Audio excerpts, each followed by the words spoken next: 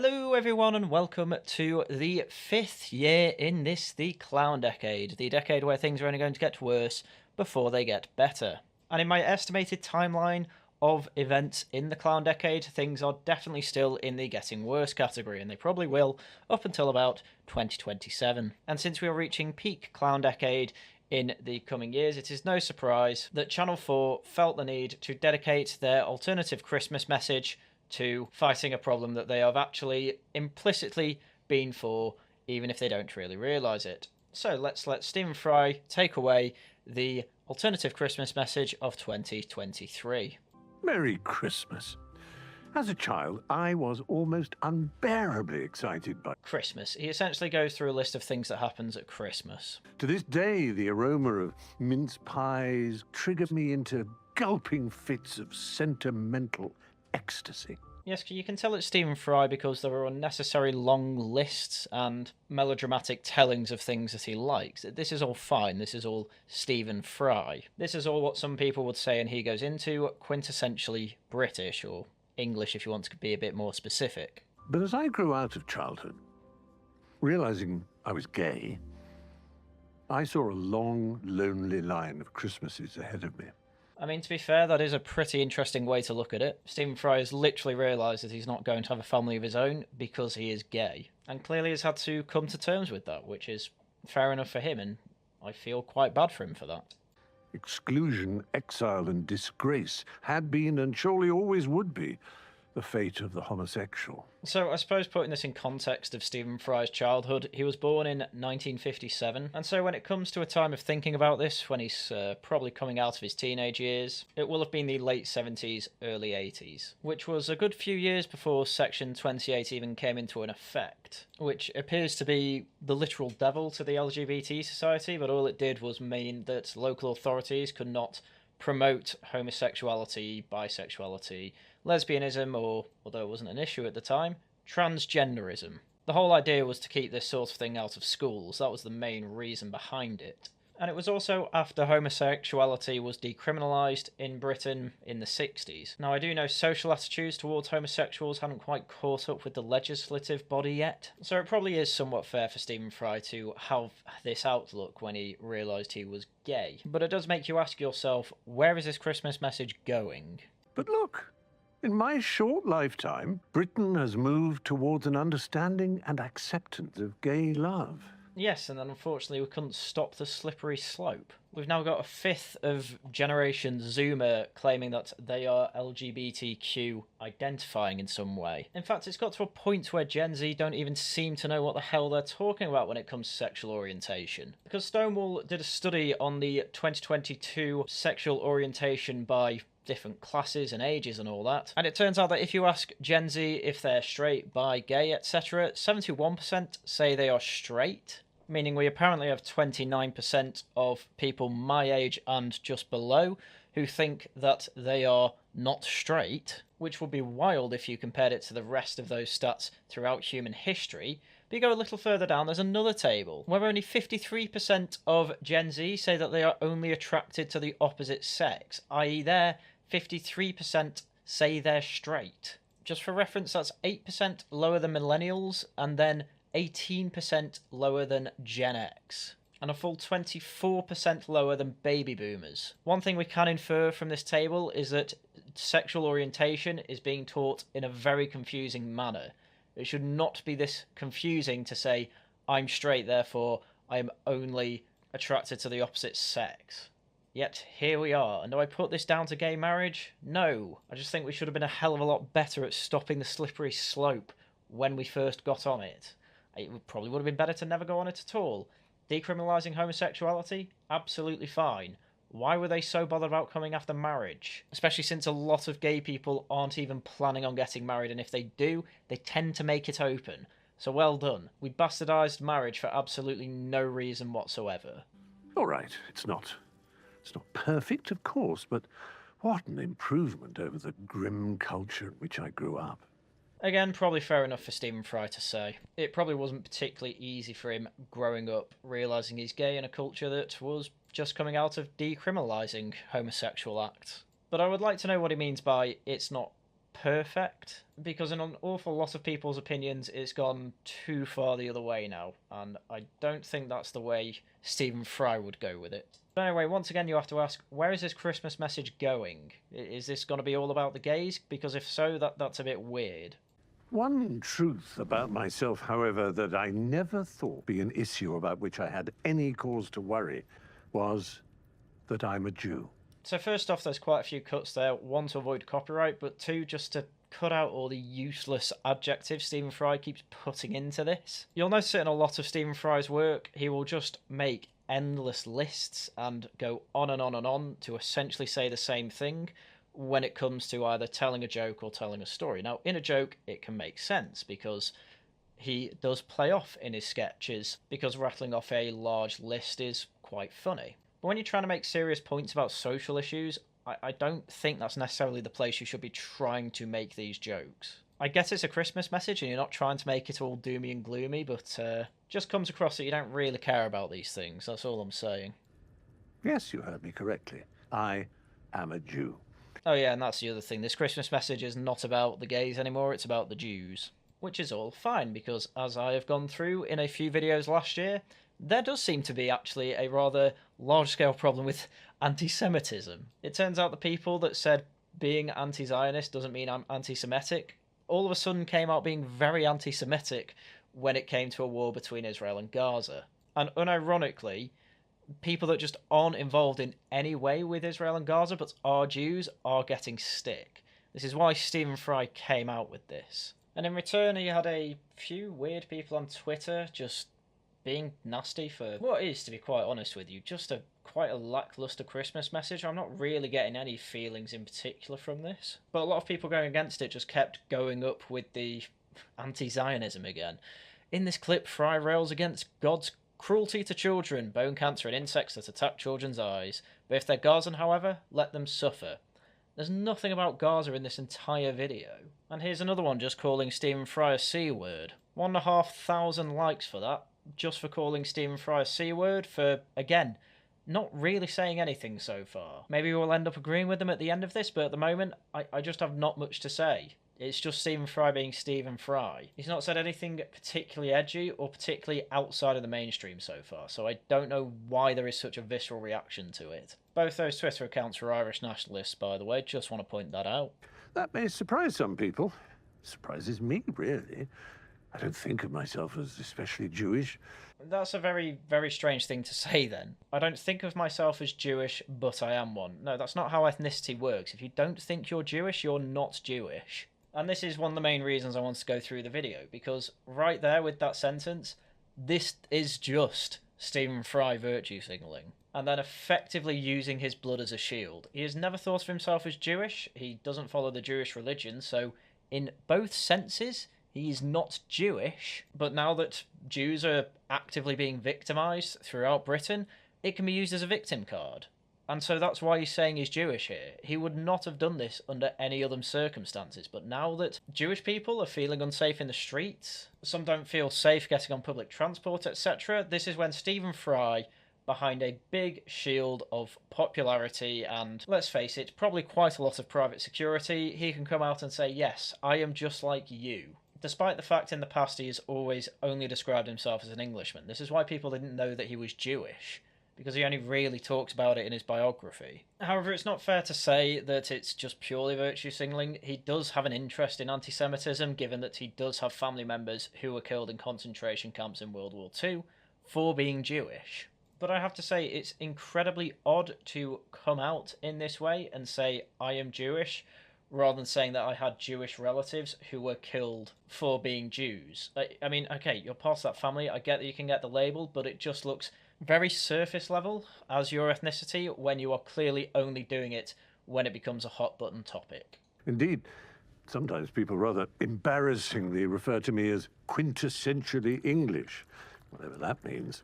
Quite an annoying line, because he has described himself as English, and ethnicity is specifically self-described. It's also quite funny that he's doing that while speaking in a rather posh English accent and pouring a cup of tea for himself. I understand that that could possibly be part of the joke, but it is quite annoying that Stephen Fry will get up on television, say, I've never thought of myself as Jewish, but you know what? I am Jewish, and then say that it's embarrassing to be called English, despite the fact that, again, he is English by his own self-identification. So despite the fact that this is supposed to be a Christmas message about don't be anti-Semitic and don't bash the gays, it's kind of annoying that he is fine bashing the English, but you know what? I get it. It's fine. It's part of the act. Just please stop being the typical George Orwell leftist intelligentsia type who is clearly very embarrassed about the fact that they are English.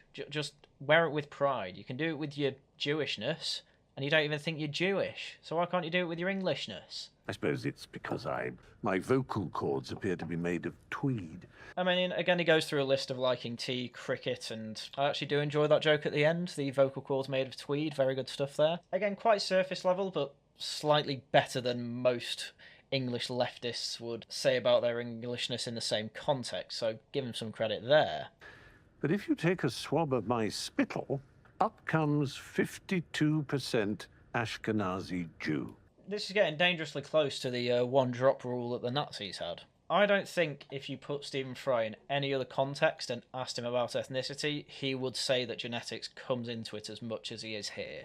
I don't think he would ever say that. But again, he is doing it here, and it just appears, I don't want to necessarily say this is exactly why he's doing it, but it really does appear like Stephen Fry is saying it in this context to get that victim card. And it comes across as very disingenuous, which is not a very good look when you are trying to genuinely try and make a salient message about anti-Semitism. Didn't you know I was born Jewish? I don't think I'm Jewish. I never cared I was Jewish, but you know what? I'm going to come up on camera and say I am, so stop bullying me. It is the opposite of how anti-bullying tactics would work in any schoolyard. More than half, which was a bit of a surprise. My mother's Jewish family came over from Central Europe in the 1930s, but my father died without knowing that he was a fraction Jewish. Yes, and I doubt your father would ever say that he was Jewish, because he was English, just as you would never have known that you were Jewish without, I assume, the stories of your mother, and with this DNA test. In fact, as you said, you were very surprised that you were over half Ashkenazi Jew. Again, I would wager that before he took that test, he would assume that he was 25% and below, because again, he feels more English than anything else. And also, we've had numerous Jewish communities in Britain since at least after the Civil War, since Oliver Cromwell allowed Jews back into the country after they were kicked out by Edward I in 1290. The point I'm trying to make there is that it is perfectly reasonable that you can describe yourself as English and Jewish. But it appears to me here that Stephen Fry takes one DNA test and effectively renounces his Englishness to go full-blown Jew instead. Which is fine if that's what he wants to do, but it's a very strange thing to do after you've spent 66 years of your life living as an unapologetic Englishman. Maybe you were a fraction Jewish too, without knowing it. Does it matter? Okay, maybe he's going to go a bit more sensible here. Does it matter? No, not to me it doesn't. I don't particularly care what's in your blood. I care about your character and how you act. It is perfectly reasonable that anyone can act as the quintessential Englishman. I mean, Mohammed Al-Fayed, Egyptian business owner who used to own Harrods, the Ritz and Fulham, learned the etiquette of how to be an English gentleman from a black butler who waited on the Duke of Windsor, Sidney Johnson. Now, the thing is that neither of these people would describe themselves as English because... Now, the thing is that neither of these people ever describe themselves as English, and that's absolutely fine. Because when it came to Sidney Johnson's life, he rarely actually ever stepped foot in England until he was under the command of Al-Fayed. But before that, he lived all over the world with the Duke and Duchess of Windsor. However, I would have no problem if, after 30 years of living with them, he then retired and moved somewhere in England and called himself an Englishman. It would probably be quite apt. It's quite understandable that he would think of himself as English if he had literally indulged himself in 30 years of English high society. Because that's how ethnicity works. If you feel a part of that extended family of a nation, there is no reason you cannot call yourself a part of that nation. But if after 66 years you have never really considered yourself a Jewish person, and then all of a sudden you get to play a victim card by being a Jewish person, and you use it for that reason, that is a woeful way to go about your own identity, but as I say, it's self-described. There's not a lot you can do about it. I mean, I don't really identify as Jewish any more than I identify as English or British. So what are you then? Are you a free radical roaming round the world? Because the underlying point of this message at this point now feels like having any sort of national identity is silly and for the plebs. That's effectively what Stephen Fry's trying to get at here. Which is such a depressing way to look at life, I have to say. There's nothing you feel that is bigger than yourself that you need to do, and I suppose in Stephen Fry's mind it would be, oh well, it would be the planet. I want to care for all of human life on Earth, and alright, if that is your prerogative to do as you like. But I don't think it's a particularly wise thing to try and beat people over the head for having in and out group preferences, when your in and out group preference is, are you a globalist or not? If you're an internationalist, yes, I'm perfectly happy to be on your team. If you're a nationalist of any sort, then I think you're a lowlife and you need to grow an intellectual brain or something like that. Because the unfortunate hard matter of this all is that if you do view yourself as a globalist, you're not really an internationalist. You don't like every country out there. You probably want the best for absolutely every human being, and that's absolutely fine. I do too. But inevitably what you have at the end is the lowlife plebs having it out for each other for having conflicting national identities. And there's no way you're going to fix that by trying to say having an ethnicity is silly, because you're contradicting yourself constantly in this Christmas message. Then again, I know, because I've been warned, that I've been on lists of British Jews that some ultra-right-wing newspapers and sites have published over the years. I have absolutely no doubt in my mind that that is true. However, what I do find very funny is that as far as anti-Semitism goes in right-wing circles, the problem, as far as I'm concerned, is about as solved as it can be. The anti-Semites on the right wing will effectively tell you who they are because they will constantly go on about Jews. And at this point, they're just a few anonymous people online, or not so anonymous, over in America. And nobody in particular takes them seriously because they are just absolutely insane. So what I find funny about this Christmas message is that it's the right wing that are the problem. No, actually. It's the left wing that no one seems to be saying anything about. The ADL went on a massive tirade against Elon Musk and X because apparently not enough was being done to censor specifically the right wing. But oh my god, when it comes to, and I have evidence of all this throughout my videos, but evidence of people on the far left and in just random towns in Britain that have a rather large, let's say, foreign demographic, they're saying things like, no, we don't condemn Hamas for what they did. You've got university societies just openly, by themselves, conflating anti-Zionism with anti-Semitism. And if you think these student societies are far right, you've got another thing coming. You aren't even really allowed to be Tory in unis openly these days. Even when I was at uni, you had to be quite careful with your anti-leftist rhetoric. You couldn't do it in the student union. I know someone who joined the LGBT society, one because he was gay, but just to see what it was like there. And he was literally told to stop telling jokes in there because some people found it offensive, and I think the offensive joke was something to do with some really lame sexually charged joke, and that was it, and an asexual person complained about him because making any sort of sexual reference in a society about sexual orientation is apparently going to make the asexuals uncomfortable. It's just unbelievable to think that you think it's the far right that's a problem. The far right are dead and buried. Nobody likes them. They just go out on hikes up in the moors to put out a big White Lives Matter sign and then go home. They don't achieve anything. Whereas universities and other institutions have open anti-Semites within them and nothing gets done about them. So why bring up the far right? Oh, because if you have a go at the far left, you'll probably get a hell of a lot more vitriol than if you just say you're Jewish. And I'm frankly damned if I'll let anti-Semites be the ones who define me and take ownership of the word Jew. No, you've done that. You have literally let them define you as Jew. Your reaction to, I'm not going to let you define me, is to go on television and say, I'm actually a Jew because of my DNA. But I'm going to, for some reason, ignore the 48% that was probably all British. It would not shock me if this was the other way round and the Jewish side of him was the embarrassing side and the English side was the poor oppressed side that ended up getting most of the vitriol that he sees as bad. He'd call himself English and not Jewish. That's exactly what he'd be doing because that's all leftists can do. See things in a binary state, and if you are in any way seen to be on an oppressor side, That is a bad thing. And that's all Stephen Fry is doing here. He is saying Jews are not oppressors, and therefore I identify as one. Which makes for a very, very contradictory and embarrassing message here. What is your point you are making, sir? Injecting it with their own spiteful venom, so I accept and claim the identity with pride. He just made my point perfectly there. Jews are being victimised, therefore I am going to finally call myself one.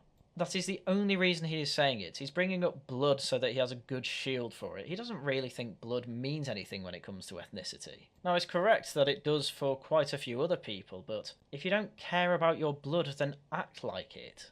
Don't bring it up as the shield for why you are really doing this, which, as I said before, is to create a victim narrative for yourself, which, the thing is, he doesn't even have to do. He is the victim of anti-Semitic remarks. But if that is then your reasoning for calling yourself a Jew, you are getting ethnicity completely wrong. Just call these people idiots and move on. I am Stephen Fry, and I am a Jew. Because people call me anti-Semitic names. What a stupid reason to start identifying with an ethnicity, honestly. What this means, by the way, is that as soon as anti-Semitism has been defeated, Stephen Fry stops being a Jew.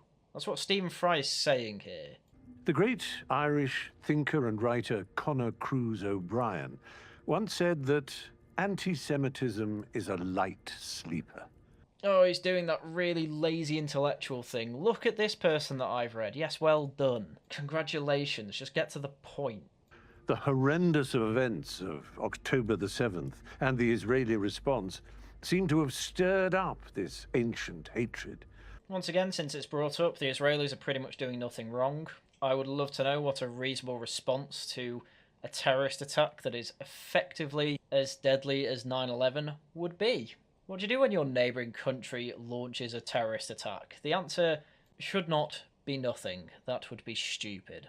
It's agonizing to see all the violence and destruction that it's unfolding and the terrible loss of life on both sides. Yep, so both sides of the issue. That's absolutely fine. I don't have any problem with people saying, I don't want deaths of innocent people on either side. I agree with that. I think Hamas should let the civilians evacuate. But we'll skip his sobbing and get to the point, because that's what we want here. But whatever our opinions on what is happening, there can be no excuse for the behavior of some of our citizens. You know what? Yes, some of them are our citizens. I would go as far as saying I think quite a few of them aren't, though. I also like how earlier he didn't really accept that he was English or British, but is now saying he's Jewish. And so when he's saying our citizens, is he meaning Jewish citizens or is he meaning British citizens? I, of course, know that he is meaning British citizens. I just want to point out that, yet again, he can't get his story on ethnicity straight. Because if he did, at the end of the day, he would have to call himself British and English, and that's just not cricket, ironically. Because if he did, I don't think he'd be calling himself Jewish. I think he'd only be calling himself English and British. And being proudly English and British, well, that's just not cricket to the new elite leftist Borg that we find ourselves with. Since October the 7th, there have been 50 separate reported incidents of anti-Semitism every single day in London alone. And I do wonder if a majority of them are happening in certain areas of London too. Why do you think that after we literally beat the Nazis in World War II, found out about all of these concentration camps, we almost made it part of our national story that we ended the Holocaust and were very pro-Jew? Why do you think in a country where part of its new 20th century national mythos was we saved the Jews, have ended up with a capital city where we are having 50 anti-Semitic incidents a day? What could possibly have happened to our citizenry for that to happen, Stephen Fry? Shop windows smashed, Stars of David and swastikas daubed on walls of Jewish properties, synagogues and cemeteries. Yeah, I really am wondering, why would a country that has been so integrated with Jewish communities, that have taken many, many Jewish refugees over the centuries? I mean, Disraeli comes from a family of Italian Jews, but then Benjamin Disraeli was baptised into the Church of England and eventually became Prime Minister. Not particularly bad for a country that had banned Jews 200 years ago. And throughout the 19th and 20th century, there were plenty of Jews who came over as refugees. Britain was happy to take them. How have we ended up in almost the opposite situation here? Mr. Fry. There is real fear stalking the Jewish neighborhoods of Britain. Jewish people here are becoming fearful of showing themselves. In Britain, in 2023. Yes, Mr. Fry, what has been happening in Britain that has changed the social attitude from being very much pro-Jewish refugee to being vehemently anti-Semitic in, certain areas of London, apparently? My Jewish grandparents loved Britain, believing the Jews were more welcome here than in most countries. Again, very, very true. What has happened, Mr. Fry? I'm glad they aren't alive now to read newspaper stories that would have reminded them of the 1930s Europe that they left. Well, thank God we got out of the EU so we can stop those anti-Semitic Europeans from coming over. What do you mean it's not mostly Europeans living in London? They believed Britishness meant being fair and decent. But what can be more unfair or indecent than race hatred? Having the promise in every manifesto that has been voted for the last 13 years to say that they'll bring down immigration to the tens of thousands and have it only go up every time? That's pretty unfair. Honestly, I can think of quite a few things that are more unfair than race hatred, but I get at the end of the day that is supposed to be the point in this alternative Christmas message. It's just not coming across very well until he's had to blatantly say it here. This is how badly written I think this entire Christmas message has been. Whether anti-Semitism, Islamophobia, or any kind. Right, the difference between anti-Semitism and Islamophobia is that Muslims are literally a religion. You don't have a Muslim race. With the Jewish, you have the religion and you have the race, or the ethnicity if you want to go that route. So when you're literally saying race hate, with Jewish people it makes sense because it is a race. With Islamophobia, doesn't make any sense, but I do get that you are trying to meet Mr. Fun in the middle here, not seem one two-sided here, because then it's going to be quite hard for people complaining at you for being a Zionist that they don't really have the shield of, oh no, I'm just complaining that he's pro-Israel, because it's clear that you're not Stephen Fry. So I am happy to say that all vitriol against you is either from idiots that don't know what you said or from genuine anti-Semites. And to make it clear, this video has been entirely criticism about how badly put you have put your own arguments and made the case for your own ethnicity. I think it's frankly embarrassing if you identify yourself based off if you're a victim to other people's abuse. I think that's a really stupid way to define your own identity. So, what is my message this Christmas?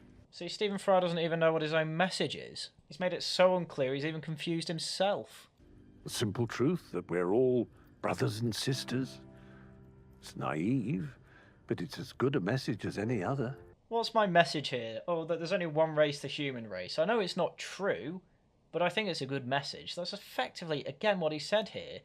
Just pure fairy tales he's telling himself. Look, it's fine for everyone to have their in and out group preferences. That is fine. There is nothing to be shamed for about that. And clearly you agree because you've just admitted it's naive. So why would you want your Christmas message to be something of naivety? Have it realistic, like the Queens and now Kings always is. Even if it's basic stuff like help each other as best you can, or try and understand one another a little better, rather than just trying to say, oh, yeah, we're all actually one nation, the planet Earth, and there should be no wars whatsoever, when there are so many active wars going on at the moment. It's a stupid thing to say.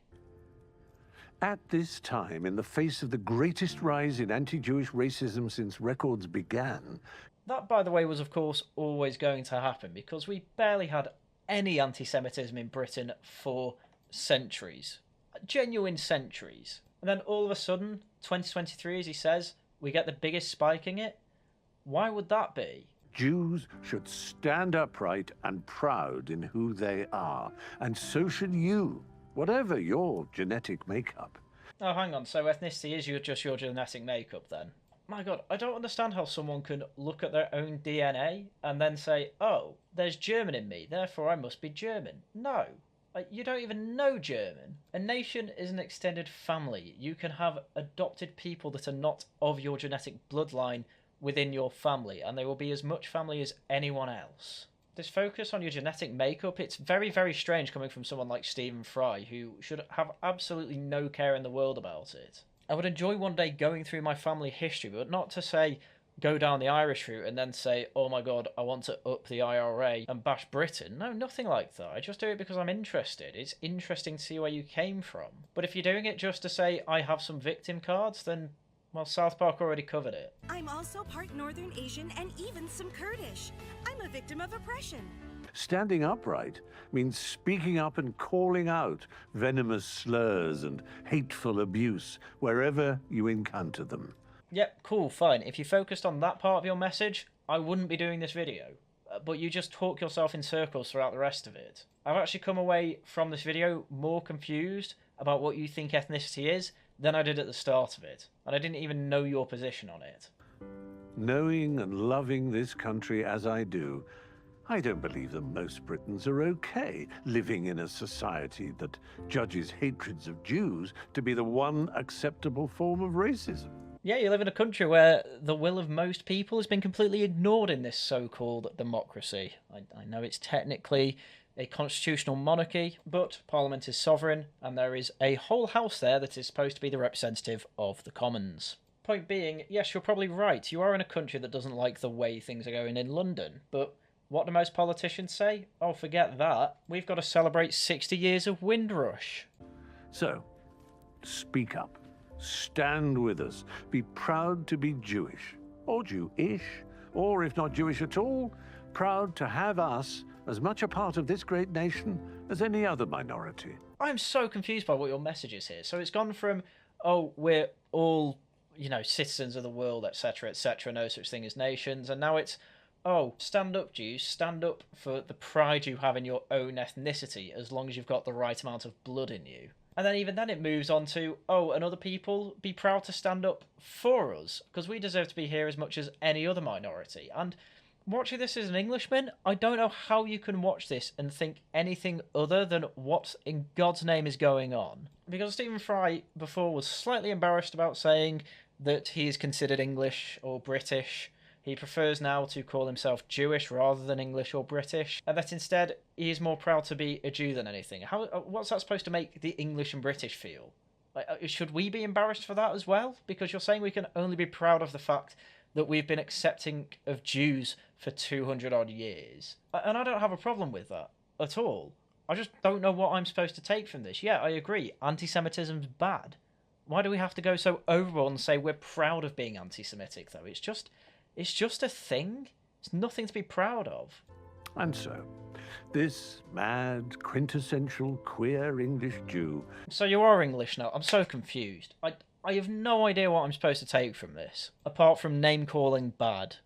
I get it. I get the don't be mean to Jews part. I'm fine with that. Everything else about ethnicities that he said, though, I couldn't tell you what the coherent thought there was. Wishes you, whatever your race or creed, however you identify yourself, all peace, joy, and a very merry Xmas, formerly known as Twittermas. Not the greatest joke to end on there, but again, it's really weird to end on such a light-hearted note after what is essentially a message with the undertones of let's not let the Holocaust happen again. But that was the most I don't want to get on the bad side of anyone ending I have seen in my life. When, in reality, I actually do want to get on the bad side of anti-Semites or any sort of racist, really, because I don't believe it's a good thing. But I'm not proud of that fact. As I say, it's just a thing. I'm proud of my achievements in life. I'm proud of the job that I have. I'm proud that I have a YouTube channel. I'm proud that I have a household that's running smoothly with a girlfriend and dogs. Am I proud of the fact I think racism's bad? No. I think that's so implanted in everyone's head these days that it really is just a meaningless thing to say. But seriously, you got to realise that Stephen Fry has essentially said this. Nobody's making fun of me now, or my people, who are victims. I'm 13% victim. I'm 21% victim. And then said you should be proud of it. I mean, it's amazing. I don't know how South Park can parody anything anymore. People are just unironically South Parking themselves. And it seriously has to stop, because these clown decade Christmas messages are just getting worse and worse. Not just the Christmas messages, obviously all messages like this, where they start talking about ethnicity, don't really know how to talk about it because it's so incoherent, the idea of it on the far left, that when leftists like Stephen Fry are put on leftist channels like Channel 4, it comes across as having absolutely no idea what it's talking about, but then saying, but we have to say we're a victim and that victimising people is bad. That's all they are really saying there, but it came across completely horribly because at the same time they are trying to do away with the whole idea of ethnicity. And obviously you can't at the same time try and get rid of the idea of ethnicity while saying this ethnicity is being victimised. It's an impossible task, and that's why it came across so stupidly, and as I say, like a South Park bit. But anyway, with that is how I'm bringing in the new year. We are back to regular scheduling. We will have The Other Side of the Hill on the Wellington Project tonight. We will have regional variations on Tailed Features channel tomorrow. And we will be returning with Laughing at the Guardian, the first one of the year, on Saturday. So I will hope to see you all then. Don't forget to like, comment, favourite, subscribe, send this to anyone you think will enjoy it. It helps the channel a lot, and I really want to keep the momentum up and hopefully get us up to 10,000 subscribers this year. That would be the dream. So I have 12 months to do it, and I'm definitely going to focus on trying to get that. So once again, that's everything I had for you today. I hope you had an excellent Christmas and an excellent New Year. But for now, that's everything I had to show you. So once again, thank you very much for watching, and until next time, goodbye.